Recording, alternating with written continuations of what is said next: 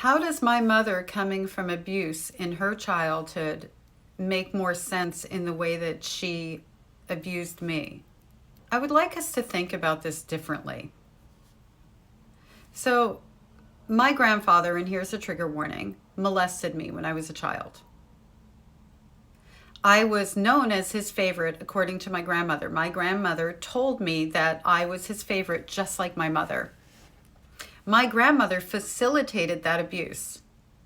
So it does track that my mother went through the same thing. I don't know. I wasn't there.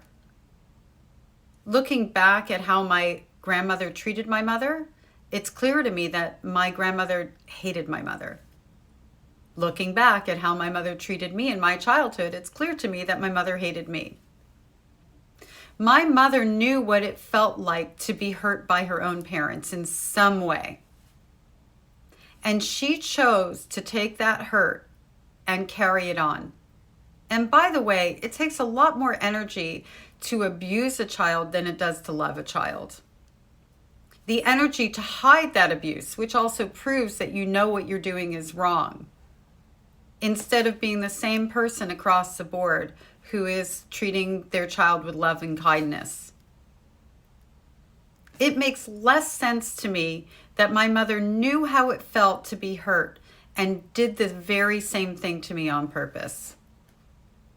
It makes sense that I would grow up and break the cycle of abuse because I would never want my children to feel the way that I did in childhood.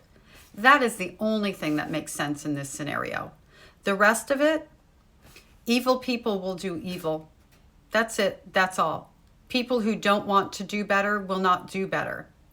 I recognize my mother is a sociopath and she has NPD. She's a narcissist. I recognize that.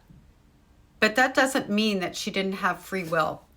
That doesn't mean that she didn't choose to abuse me. It just meant that she didn't care not to.